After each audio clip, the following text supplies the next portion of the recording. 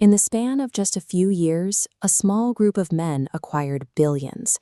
They didn't build software companies or manufacture new products. They simply took over a state that had collapsed and captured its raw resources. At their peak, they controlled the oil, the gas, the television networks, and even the politicians. They operated with absolute impunity. But their reign ended abruptly. They made the fatal error of believing their bank accounts gave them leverage over the government itself. This is the story of how an entire class of untouchable billionaires was systematically broken by one man. To understand how they got so rich, we have to look at the winter of 1991. The Soviet Union fell, leaving behind a completely bankrupt government and millions of citizens waiting in the freezing cold for bread. Basic necessities evaporated. Groceries disappeared from the shelves entirely, and the state had no money to restock them. By the mid-1990s, the Kremlin was out of options. To keep the country running, it turned to a small circle of opportunistic businessmen for a bailout. This diagram shows the Loans for Shares program. Businessmen loaned cash to the state, receiving national enterprises, oil, gas, and steel as collateral. When the government inevitably defaulted, the businessmen legally seized Russia's most valuable assets for pennies on the dollar. Overnight, immense wealth transferred from the public to a handful of private individuals. Harbors filled with mega yachts purchased with unearned oil profits. Men like Roman Abramovich became the public face of this new extreme billionaire class. They quickly realized that economic wealth could buy political insurance.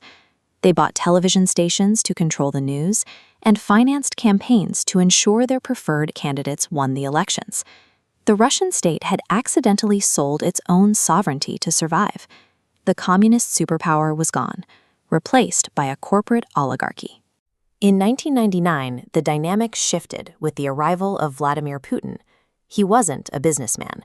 He was a former intelligence officer with a singular goal, taking authority back from the billionaires. He immediately began moving the center of gravity out of corporate boardrooms and back behind the red walls of the Kremlin. Putin called the oligarchs to a meeting and presented them with a strict, unwritten contract. Here is the logic model of that ultimatum. You can keep the enormous wealth you took from the state, but you must stay completely out of politics. The era of the independent oligarch was over. From that moment on, their fortunes were entirely conditional on their absolute political obedience. One man refused to sign on. Mikhail Khodorkovsky was the richest man in Russia, and he believed his billions gave him leverage. He openly defied the Kremlin. He funded opposition parties, bought independent media outlets, and publicly challenged state corruption during televised meetings. The state responded with brutal efficiency. In 2003, special forces stormed his private jet. Khodorkovsky was arrested, tried, and locked in a cage, while his massive oil company was dismantled and absorbed by government control. Watching the richest man go to a Siberian prison terrified the rest of the elite. Power brokers like Boris Berezovsky immediately fled into exile. Those who criticized the state from abroad often met darker fates. A chilling pattern of mysterious deaths followed the exiles who wouldn't stay quiet. Khodorkovsky's fall proved the ultimate rule of the new system. No amount of money can protect you if the state decides you are an enemy. Today, Russian billionaires still exist. They still fly on private jets and maintain extreme luxury, but their independence is entirely gone. They now act as highly paid managers of the Kremlin's wealth. They are heavily surveilled by the state at home and targeted by global sanctions abroad. When Western systems, extreme wealth is traditionally used as leverage to purchase political influence and shape the law. This diagram illustrates the stark inversion in Russia.